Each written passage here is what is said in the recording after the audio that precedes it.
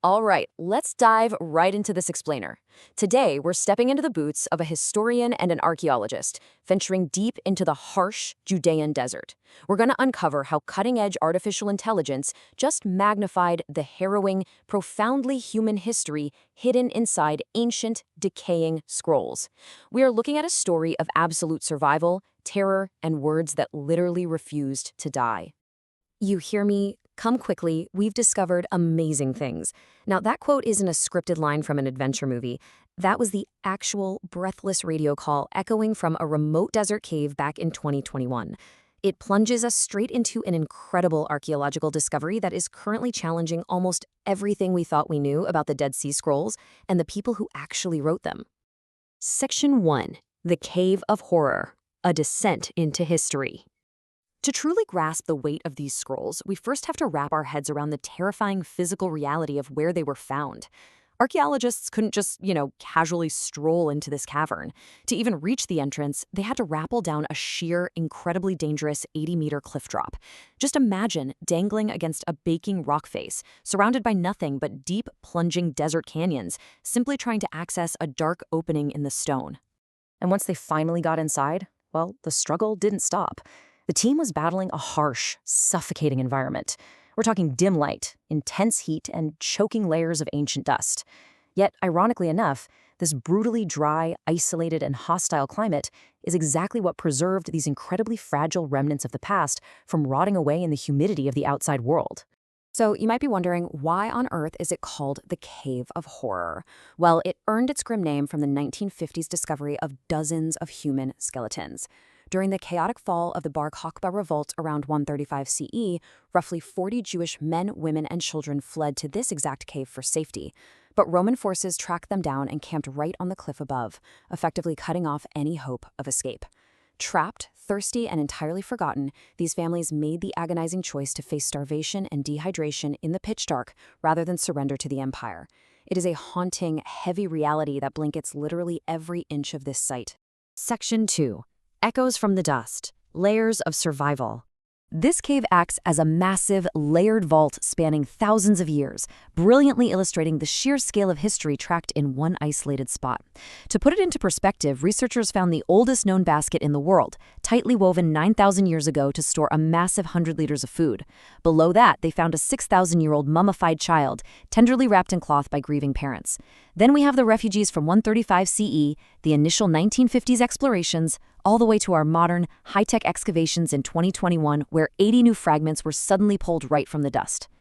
And those 80 fragile scraps of parchment, some barely the size of your fingernail, are exactly what we are focusing on today. Written in Greek by two different scribes, they contain passages from the Minor Prophets, specifically Nahum and Zechariah.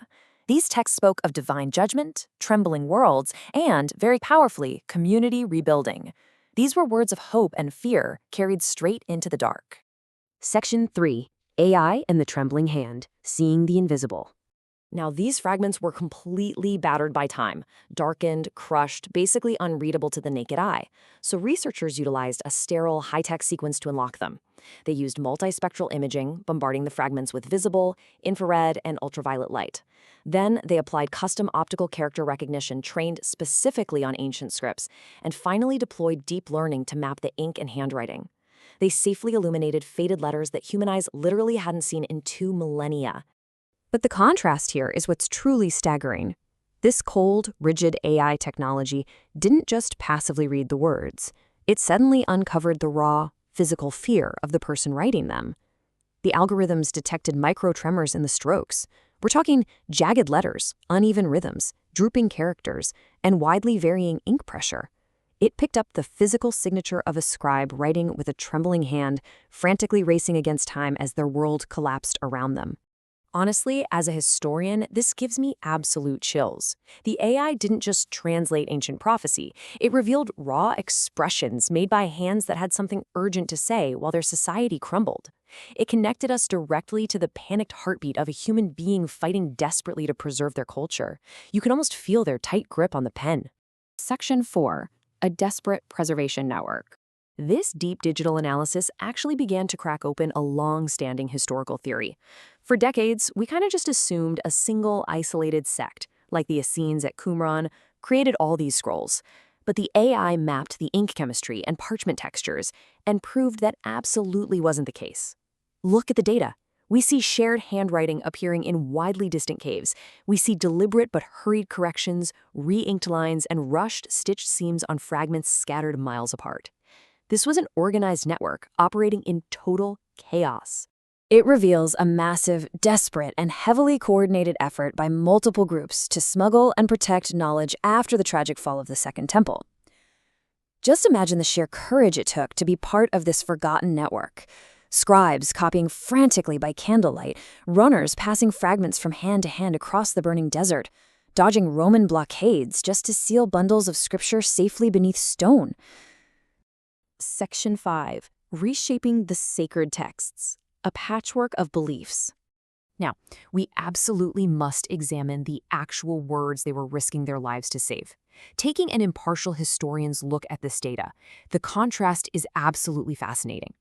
Traditional expectations assume these fragments would perfectly match known texts like the Septuagint, complete with major books like Esther and Chronicles. But the Cave of Horror discoveries show those books are completely missing.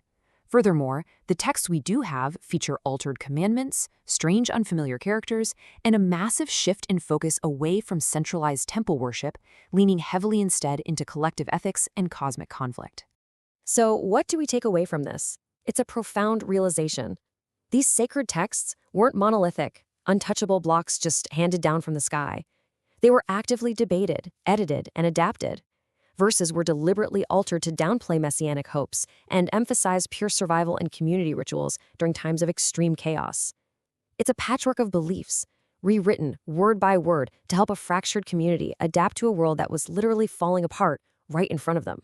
When we pull back the layers, we see that the scriptures are an incredibly human record. They are a living document of struggle, shaped by political conflict and shifting cultures, growing, breaking, and rebuilding right alongside the people who guarded them. This doesn't make the texts weaker. In many ways, it makes them infinitely more real.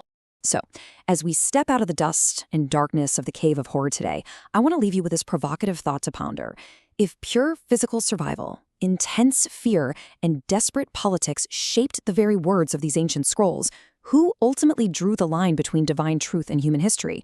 Think about those undeniable human fingerprints, the trembling hands, left on the most revered texts in history. It completely reframes how we look at the past, doesn't it?